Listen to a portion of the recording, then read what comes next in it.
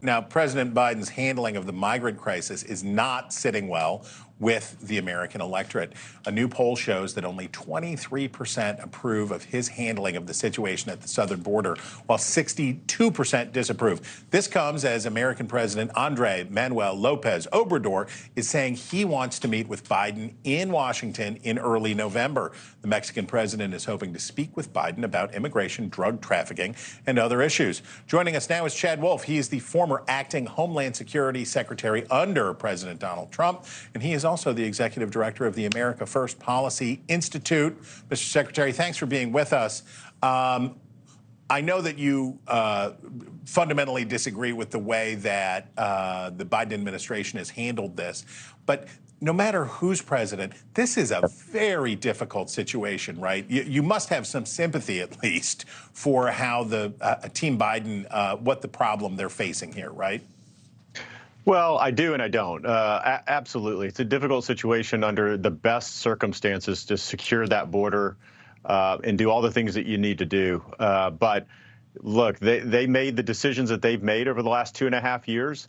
They canceled very effective programs, and they haven't really put anything in place. So the results are their results. They need to own them. They need to be honest with the American people about what's going on at that border. And they need to be honest that they with themselves. They can change it if they chose to. Given the authorities that they have, they can change this in a matter of weeks. They won't take the decisions that are needed to do that. What are those decisions? What would you do? Ooh, we got a long list here. I mean, look, first of all, you've got to empower the Border Patrol to do their job. You got to get them out of the facilities.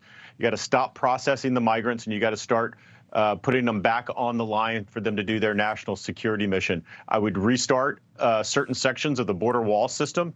I would restart Remain in Mexico. I would restart our asylum agreements with 3 countries in Central America. I would let ICE officers do their job, start to remove individuals, particularly those with final orders of removal here in the United States. All of this sends a signal that it's not okay to break our laws, and you're going to see some of those numbers start to drop. Unfortunately, what we have with the Biden administration is the complete opposite, which is that catch and release program, which is why more and more individuals are coming. It's not because they're hearing about different things. They're coming for one simple reason, which is if they get in the United States, they're released into American communities, and they call their friends and families back home, and they say, look, it was pretty easy. Once I got here, it was pretty easy. They released me in a matter of days. I want to ask you, Republicans have been taking some really tough rhetorical stances about what they would do. The Republican candidates for president and throughout the party about deploying special forces, deploying military assets in Mexico and against Mexico. There's a lot of concern, though, that this could make the problem worse instead of better, that it could fragment the cartels, that it could create a diplomatic crisis with Mexico. Do you have any concern about the rhetoric ratcheting up on the Republican side about the use of military force across the border or against Mexico? Look, I think some of the rhetoric that we see is the frustration that not only the candidates have, but the American people have about what's going on that border. Either you're going to simply look at what's going on and say, hey, that's just kind of how it is, or you're going to say, I'm tired of admiring the problem that we've had now for decades, and I'm going to do something about it. And doing something about it means maybe you got to go outside of the status quo. So maybe you got to throw some things on the table that are a little bit uncomfortable, but that's okay.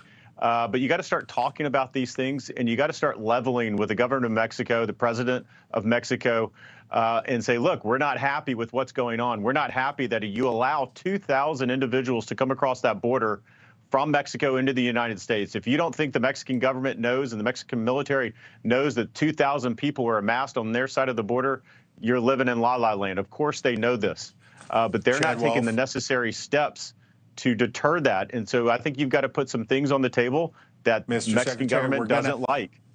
Thanks for watching. Go to newsnationnow.com to find NewsNation on your television provider.